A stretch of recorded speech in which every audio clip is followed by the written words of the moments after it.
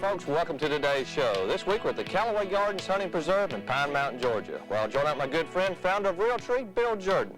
Also, Roy Conine and Doug Rogers of Rattlers Brand will be back with those famous rattlesnakes. I'm going to test my skills on these Georgia whitetails for the third time now. Hang in there, I know you'll love today's show.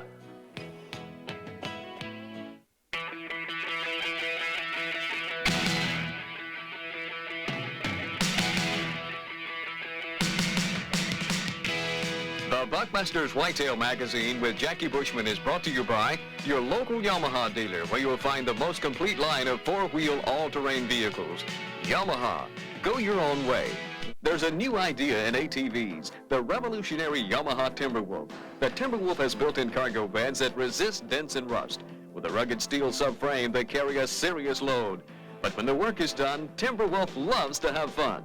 Long travel suspension tackles rough stuff for a real sport ride. And Timberwolf has Yamaha quality at a great price. Take a tip from the old Buckmaster. Get out and see all the new Yamaha ATVs at your local dealer today.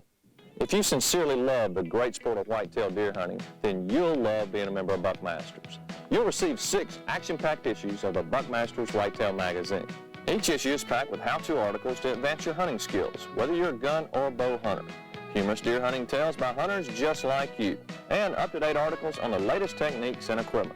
You'll also receive your choice of a blaze orange or Realtree hunting cap, a vehicle decal, a handsome embroidered patch, a sample of snow seal and sport wash, and a booklet on how game animals see the ultraviolet spectrum, gun oil from Mountain View Sports, and 1 quality scent from Wellington Outdoors.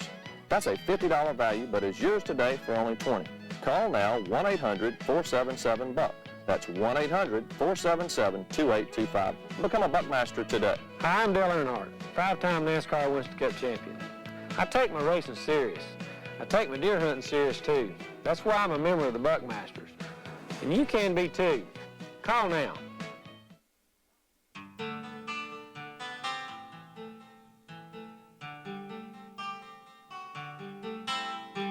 Welcome back. This is the third time that Jackie will hunt the beautiful rolling hills of the Callaway Gardens Hunting Preserve with good friend Bill Jordan.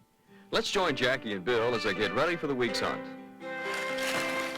Well, what you think? You setting me up again? I tell you, this is your stand right here. I knew you were up to something. You can see the power line out there. Yes. If you've got your gun sighted in for about 6 miles, you should be able to see something. All right, well, I can see my stand. I'm already messed up on my stand. Now you got me the weather. Gee, it feels like turkey season. I got you the weather. I've told you every time you come, you're bad luck. That must be. You know, I tell you, can't help it. Once again, we're in the 3rd week of December, and you know, when I called you about coming over, it was in the 30s as far as the lows, and getting up to about 50 in the days. And I tell you, this warm front came in ahead of this other front. Got a full moon too? Full moon, 75 degrees today, and 50 degrees I think is what's going to tonight, but we're still going to see deer. I hope so. Yeah. Now, is that the power line over there where you got that big 8 last year? Yeah, it just happens to be, but kind of bring back little memories for me. So I noticed that you're moving me as far away from it as possible, This right? is about as far as on the property I can get you away from it. Because that was where I wanted to go. Well, you're going to be close to it. You're going to be sitting on a clover field, but I tell you, that was a real nice deer. I'm just glad we got him on camera last year for the show. Well, like I said, a lot of the folks at home didn't get a chance to see that show. We're going to give you a flashback what made you history last year and got me out in that freezing rain. Let's take a look at it right now. I'd like to look at it. We'll do it. Woo, man, I'm tired. Good gracious, what a buck. What do you think? Golly, that's Leroy, isn't he? That's him. Golly, Pete, let's look at him. That's the same, I saw him 2 nights ago. I told you he had some good times and good Look springs. at this for a Georgia whitetail. Good gracious. 1, 2, 3, 4, 7. Got some other stuff. 8, 9. It's not bad for 8 pointers. You know what? Now, folks, I'm going to tell you this. We've been here a week, and he's been hunting this stand, hadn't left it. I kept saying, Bill, let me go down there. And he's been seeing some small bucks. And he's going, no, I want you to put you somewhere else. You're the best liar I ever seen. To be a good deer hunter, you got to tell a tale. It's just a good host. That's all it is. Well, I told you I'd seen this deer. Oh, yeah, you told me that. And, you know, I was saying 2 nights ago, I was sitting on the same stand, and he came out a little bit late, and he had a bad leg. I tell you the funny thing about it, look at his leg, and he couldn't put any weight on it. It's in position right there. I'll be doggone. And I call him my limping Leroy. Well, you made one good shot, and I'm proud of you. I tell you, 1 shot. Well, I had to come down the hill. I knew I couldn't stand it. Well, I tell you what, the guys at the camp are just going to die when they see him. That's not a bad idea. Congratulations. Appreciate it. Let's get him over the house. Okay. Boy, that was a great buck last year. I tell you what, I just hope we can see his brother on this trip. Who's going to see him, me or you? Well, since I'm putting you on the best stand, you know, you're probably going to see him over me. I don't even know if I brought any bullets. I hadn't needed anything the last 2 years. You did bring bullets this time? Yeah, I brought a few. Well, I'm going to put you on a clover field this afternoon. I tell you, we've been seeing, like saying, 25, 30 deer on it every afternoon. Of course, it's warmed up a little bit, but you're still going to see deer. All right. You going to go show me where my stand is? Let's go take a look at it, and then we'll take a break for lunch. So I really don't have to hunt in this stand here? No, I tell you, maybe the last afternoon, since you got your gun sighted in that far, I might bring you back. You're incredible. Let's go look at that clover. Come on.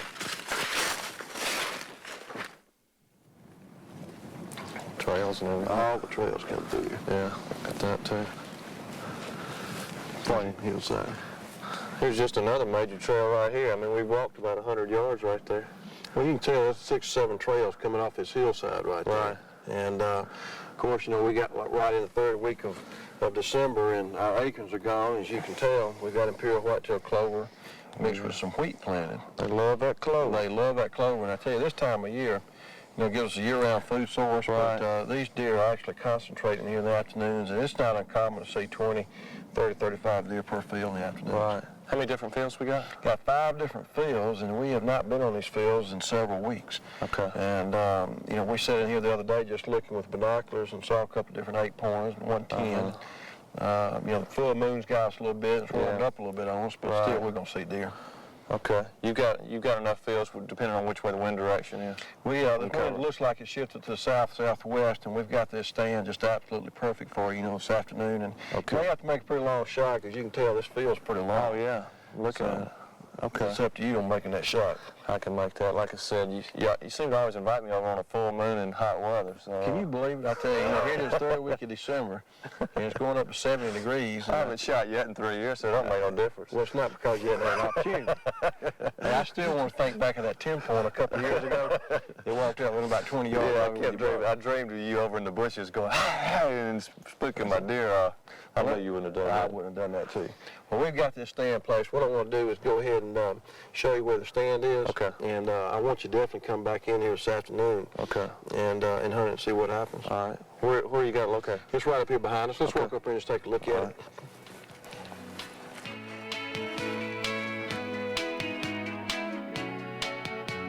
See what I'm saying? That's a great trail coming off this hillside. Yeah. Should be in a great place. There's a stand right there. Right. And basically what I've done, Jackie, I've moved that stand off the field. Instead of being exposed, right on the edge, as you can see, you got good visibility, all through there. Yeah, this looks nice. So I just don't like to be on the very edge of the field, so once deer start feeding on that clover. I'll tell you what, I have a lot of chance catching a lot of deer coming late off this hill right here. Well, I tell you what, a lot of times those big bucks will hang back, stay coming to the field, so you got plenty of visibility on all sides of looking out there. It's going to be good for a south-southwest wind. Yeah, it's set up perfect for the wind like we got it right now. Tell you what I'm going to do, check your boats. Yeah. Make sure they're all good and tight. Yeah, this is in good shape. It's a good place. I'm going to leave your safety strap right there. Good. I'll tell you what, let's do. Let's go take a little break and get something to eat. Okay. Get a little lunch under us, and I'll bring you back in a couple hours. All right. We're in pretty good shape. Okay. I like this spot. I tell you, it's going to be a great place for you. I like this You're spot. going to see lots of deer. I hope so.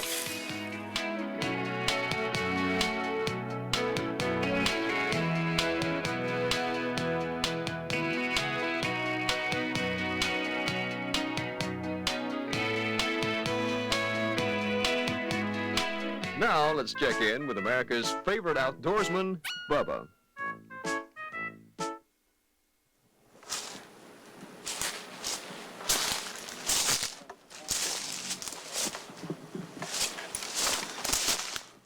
Dadgum, there's a big one on that hill.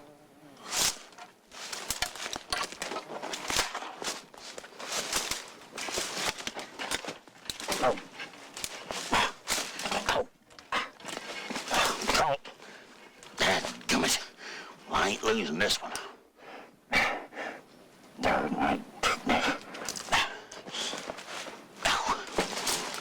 Turn bark warp.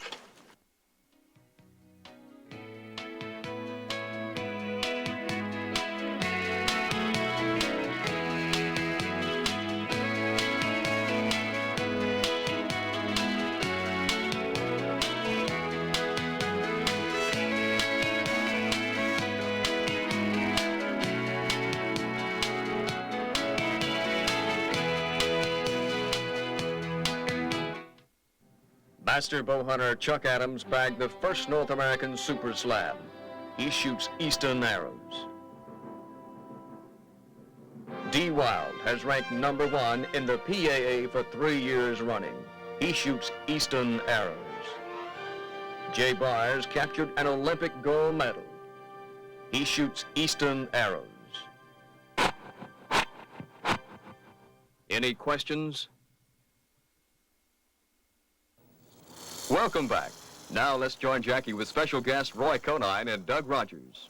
I got my buddies Doug Rogers and Roy Conine of Rattler's brand, and they're going to talk to us a little bit more about snakes, as you've seen probably in the last couple of years. Guys, welcome back to the show.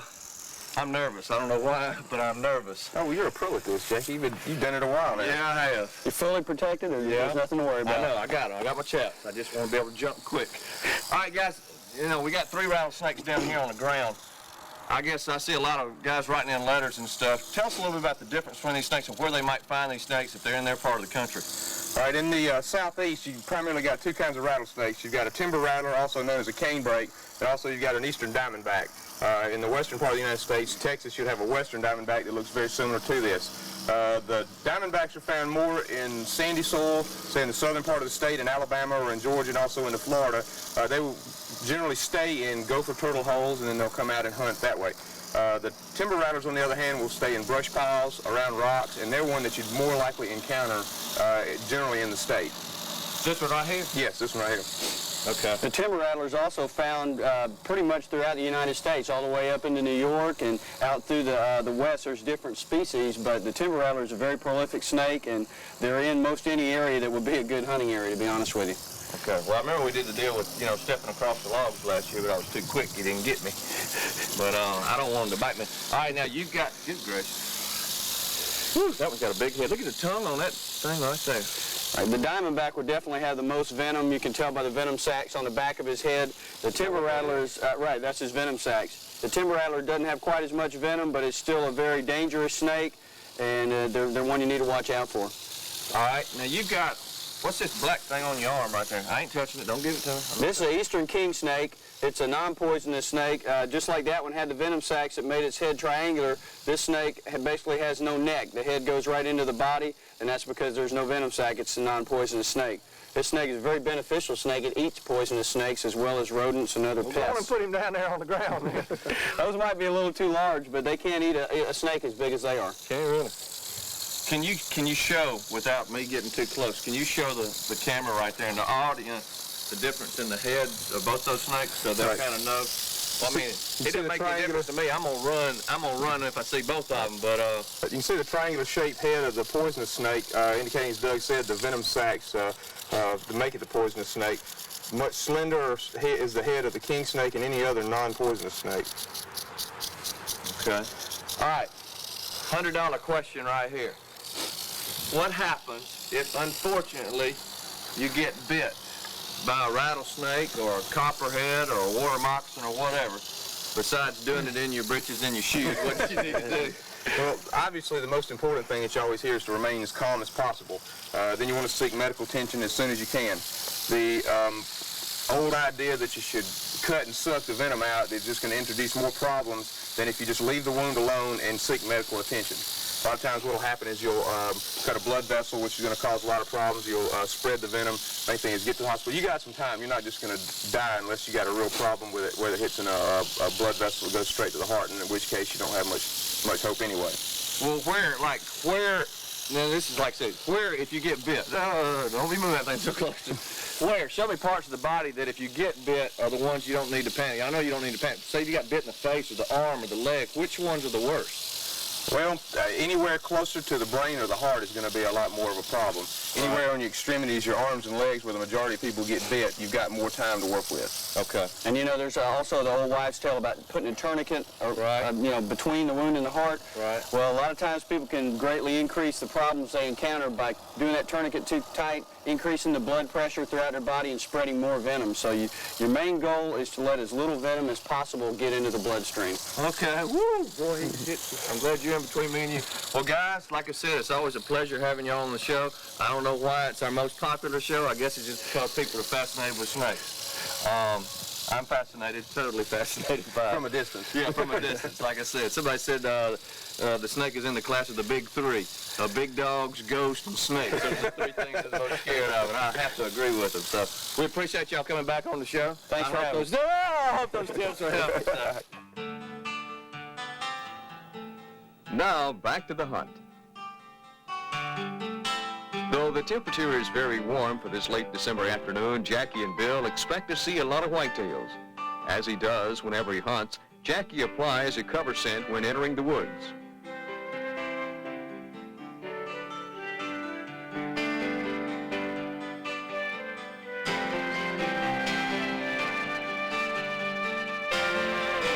Soon after getting into his tree stand, Jackie has a number of deer to appear in the field in front of him.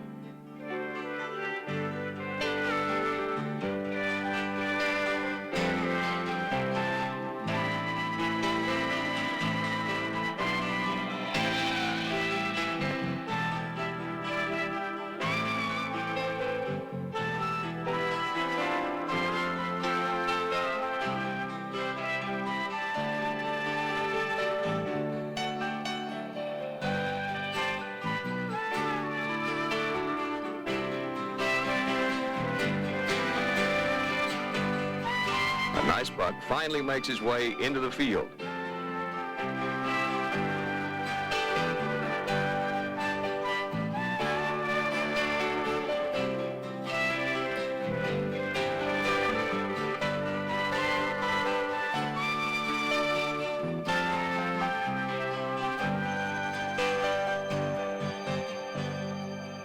But he isn't quite the size of buck Jackie is looking for.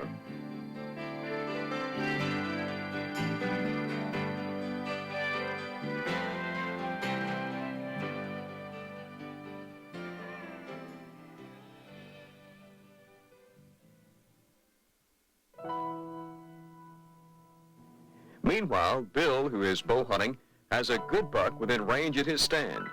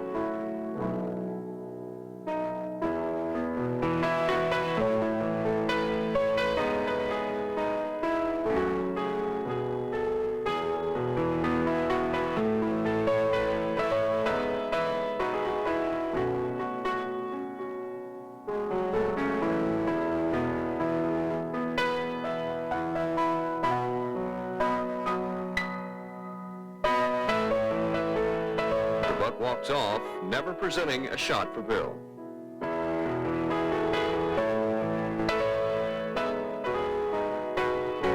The Buckmasters Whitetail Magazine will be right back. Bill, third year, you're a master with this weather, is all I could say. I tell you what, I called you up 3 days ago. Yes. And I said, come now. It was in the low 30s. We even had a little bit of ice and frost.